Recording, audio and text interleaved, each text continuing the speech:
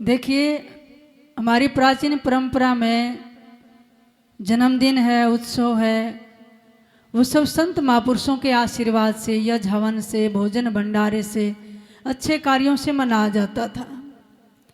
आज हमने दूसरे देशों की कल्चर को देख के केक काटना शुरू कर दिया। और आपको पता है हमारी संस्कृति काटने की नहीं, जोड़ने की है। फिर आप उस पर मोमबत्ती लगा के बुझाते हैं, और हमारी संस्कृति भी बुझाने की नहीं है, दीपक जलाने की है। तमसोरमा ज्योतिर्गम है। अब बताओ, बुझाना तो बुराई का प्रतीक होता। कब बुझाया जाता दीपक? जब किसी व्यक्ति का देहांत हो जाए, कहते हैं दीपक बुझा दो। बाकी हर उत्सव पे दीपक जलाया जाता है। तो आप थोड़ा सा समझो, हम गलत चले हुए हैं। काटने की संस्कृति नहीं है, जोड़ने की है, और बुझाने की नहीं है। इससे अच्छा घी का दीपक जलाओ, मंगलाचरण करो, स्वस्ति वाचन करो, बच्चे के अंदर संस्कार आएंगे। अगर बच्चे बचपन से ही काटना सिखा दिया, फिर जोड़ कैसे पाएंगे? ना समाज से, ना राष्ट्र से, ना परिवार से, ना रिश्तों से। इसलिए तो आपने देखा पूरा समाज आपस में कटा कटा हो गया, आपने संस्कार नहीं डाले हैं। तो इसलिए दीपक जलाना सिखाओ, और दीपक जला के फिर भगवान की आरती करते हैं, पूजा करते हैं, अनुष्ठान करते हैं, यज्ञ हवन करवाओ, उसमें आहुति डालते हैं, धर्म कर्म में लगवाओगे तो आपके बच्चे के संस्कार अच्छे होंगे। संस्कारों से जीवन में गुणवत्ता आती है। कैसे गुणवत्ता आती है? जैसे अब ये स्पीकर है, किससे बना हुआ है? लोहे से। और लोहा कितने रुपए किलो आता है? बताओ जी, डेली का काम आपका। मान लिया 50-60 रुपए किलो लोहा आता है। ये माइक लगा लो 2 किलो का, तो कितना होगा? 100 रुपये। लेकिन 100 रुपये में आता है ये? कितने का आता है भैया एक माइक? मतलब हजारों से की कीमत में आता है। क्यों? क्योंकि इस लोहे का संस्कार कर दिया गया है, इसकी गुणवत्ता बढ़ गई है न। अगर रेट्स के हिसाब से लगाओगे तो 200 रुपये का, लेकिन 100 रुपये का अगर माइक आपको कौन देगा? अच्छा ये बताओ, रिवॉल्वर है छोटा सा, कितने किलो का होता है? सिर्फ आधी किलो का, है ना? आधी किलो लोहे की कीमत कितनी हुई? 25 रुपये। लेकिन 25 रुपये में आपको रिवॉल्वर कोई देगा? कितना? 2-2.5 लाख रुपए, 2.5 लाख रुपए का अच्छा आता है। क्यों? क्योंकि उस लोहे का संस्कार कर दिया गया है, इसलिए उसकी कीमत 25 रुपये नहीं, 2.5 लाख रुपए है। ऐसे ही काठ को लगा लो, मान लिया 300 रुपये किलो लकड़ी है, तो अगर आपने सोफा खरीदा, क्या उसकी कीमत उतनी है किलो के हिसाब से? लकड़ी का भी संस्कार कर दिया गया है, इसलिए उसकी गुणवत्ता बढ़ गई। इसी प्रकार अगर संस्कार नहीं है तो आपके बच्चे पशु तुल्य रह जाते हैं। शराब पिएंगे, मीट मांस खाएंगे, गलत व्यवहार करेंगे, उनको उठने बैठने का नहीं पता। और जिस बच्चे का संस्कार हो जाता, गुरुओं की शरण में जाकर उन बच्चों में गुणवत्ता आ जाती है, उनमें संस्कार आ जाते हैं। वो ध्रुव और प्रहलाद की तरह, सितारों की तरह समाज में चमकते हैं। और ये संस्कार बिना किसी गुरुओं की शरण में आए बिना नहीं हो सकते। एक बार एक छोटा बच्चा था, उपमन्यु। उनके माता पिता 5 वर्ष की आयु में पहले गुरुकुलों में भेज देते थे। स्कूलों की पद्धति तो आज आई है, आज आपने शिक्षा प्राप्त कर ली, सबके हाथों में MA BA PhD की डिग्रियां हैं, साक्षरता है, लेकिन संस्कार नहीं है। पहले संस्कार होते थे, हर माता पिता अपने से दूर गुरुकुल में बच्चों को भेज देते थे। तो उपमन्यु को भेज दिया। अब गुरु सबसे पहले परीक्षा लेते, ये ठहरेगा या नहीं। और हर बच्चा एक निखर के बड़ा विद्वान, हर क्षेत्र में कुशल बन के गुरुकुल से निकलता था। गुरु ऐसा उसके अंदर संस्कार भर देते थे। 12 वर्ष तक गुरु के सानिध्य में, 25 वर्ष तक फिर वो ब्रह्मचर्य का पालन करता था। आज आपके बच्चे देखो, 8-8 साल के बच्चों की गर्लफ्रेंड है, 10-10 साल के बच्चों के बॉयफ्रेंड है। ये संस्कृति है। आप हमारे बच्चों का ब्रह्मचर्य नहीं रहा है, ना संयम रहा है। इसलिए थोड़ा कंट्रोल करो। कंट्रोल आएगा फोन से। आप ध्यान नहीं देते आपके बच्चे क्या देखते हैं, उसमें तो बच्चों को बिगाड़ने की, कुसंस्कारों की बहुत ज़्यादा सामग्री भर दी गई है। लेकिन ये समझ अभी बच्चों को नहीं है कि सही क्या है, गलत क्या है, देखना क्या है, नहीं देखना है। इस समाज में भाई अच्छाई भी हैं, बुराइयां भी हैं, लेकिन बच्चे पकड़ नहीं पाते। बुराई की तरफ सबसे ज़्यादा झुकाव होता, अच्छाई को नहीं पकड़ते हैं क्योंकि वो मैच्योरिटी नहीं आई है। और कभी आप फोन को उठाकर देख लो, मीडिया में जितनी बुरी बात होगी सबसे ज़्यादा लाइक कमेंट और शेयर मिलेंगे, और जितनी अच्छी बात होगी उसको सबसे कम मिलेंगे। इसका मतलब बुराई को ग्रहण करने वाले, देखने वाले, सुनने वालों की संख्या समाज में ज़्यादा है। कभी भी उठाकर देख लो, फेसबुक देख लो, यूट्यूब देख लो, सबसे ज़्यादा बुराई के कमेंट मिलेंगे आपको। तो उपमन्यु को लेकर गए तो गुरुदेव जी ने उनको सेवा दी, कहने भी गाय चरा कर लाया कर। वो छोटा सा बच्चा और पूरी टोल गाया का समूह उसके आगे छोड़ दिया, और काफ़ी दिन गाय चराते हो गए। अब उसका शरीर बड़ा हुष्ट पुष्ट लाल। अब गुरुदेव धोमे ऋषि ने पूछा, बेटा तू भोजन कहाँ करता है? कहने गुरुदेव जी जब गाय चराने जाता हूँ तो घरों से भिक्षा मांग लाता हूँ, वो खा लेता हूँ।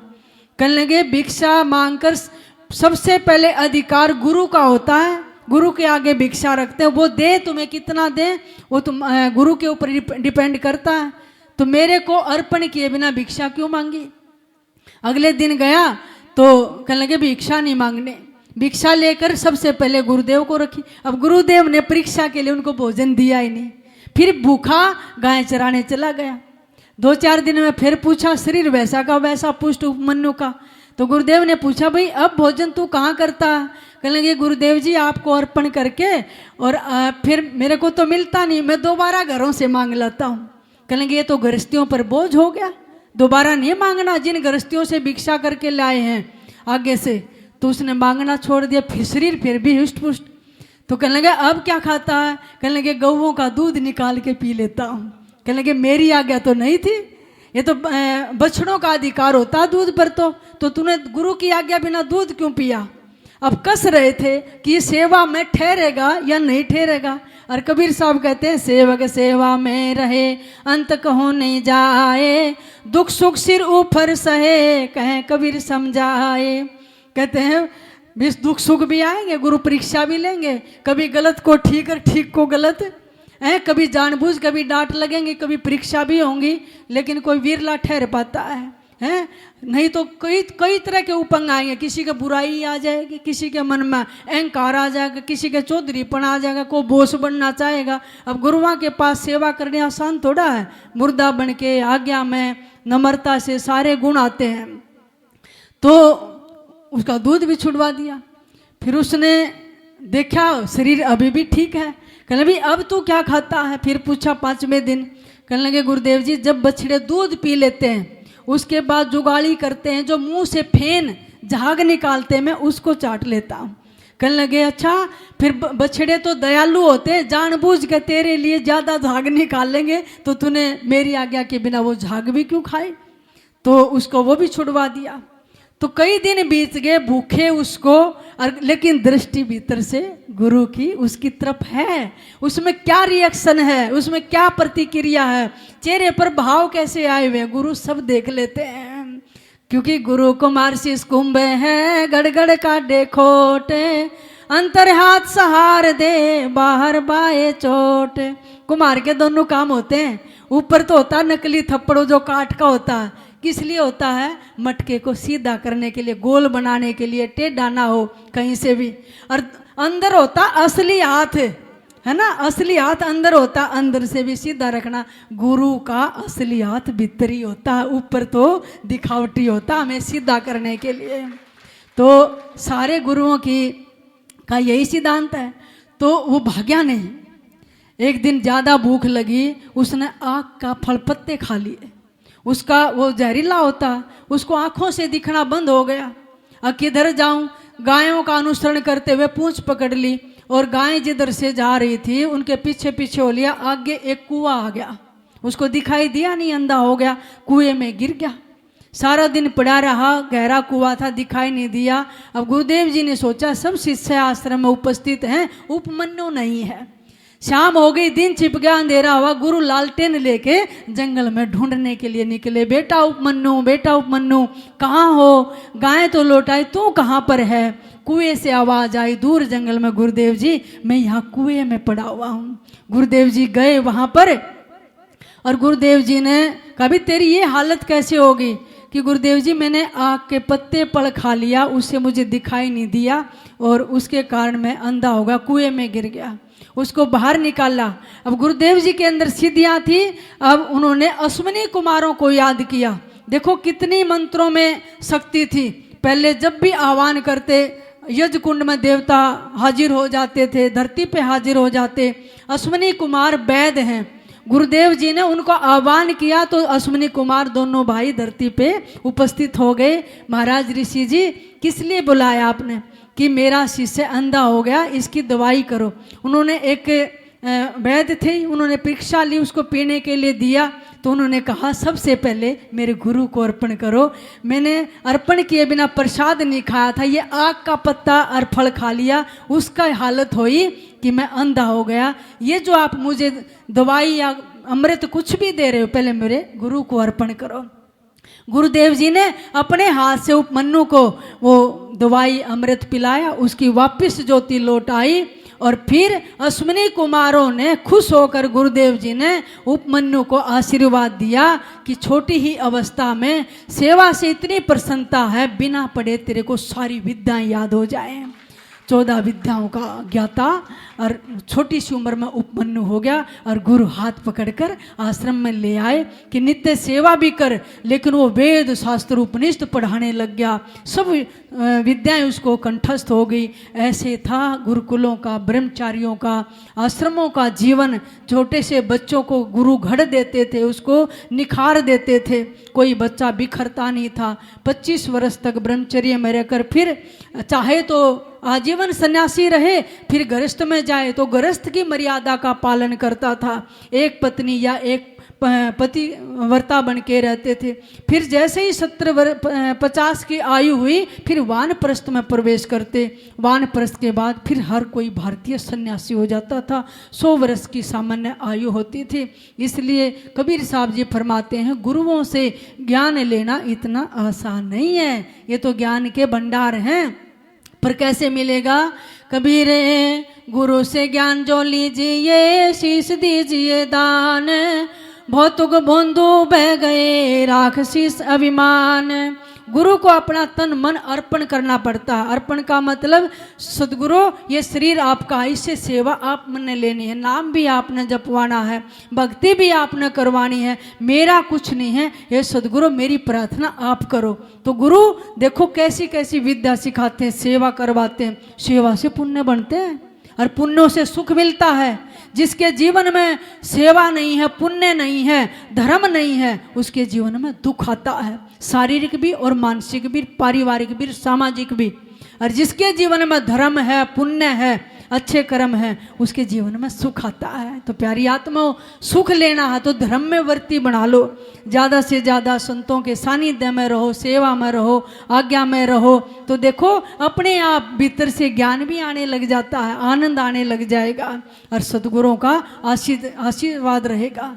तो गुरु से ज्ञान जो लीजिए, शीश दीजिए दान।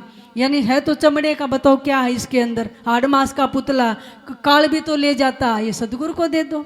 भौतुक बंधु, बंधु माने गवार, जिसको समझ नहीं थी, बह गए, संसार में चले गए काल में। राख शीश अभिमान, मैं कुछ हूँ। बताओ शीश का क्या अभिमान था? तो इसलिए सारे गुण आ जाते हैं, गुणवत्ता आ जाती है और हमारे जीवन बहुत मूल्यवान बन जाता है संतों की शरण में। लीजे मुजरा मेरा सतगुरु, लीजे मुजरा मेरा, लीजे मुजरा मेरा सतगुरु, लीजे मुजरा। अब मुजरा क्या होता है? मुजरा वो नहीं होता जो नाचने वाली करती हैं। या मुजरे का अर्थ होता है झुककर अभिवादन करना, सलाम करना, प्रणाम करना। ये सदगुरु मैं आपको झुक कर अभिवादन, प्रणाम और सिजदा करता हूँ। यहाँ मुजरे का अर्थ ये है, ना कि वो जो नाचने वाले स्थान है वहाँ जाके नाचते, वो मुजरा नहीं है। लीजे मुजरा मेरा सतगुरु, लीजे मुजरा मेरा, लीजे मुजरा मेरा सतगुरु, लीजे मुजरा।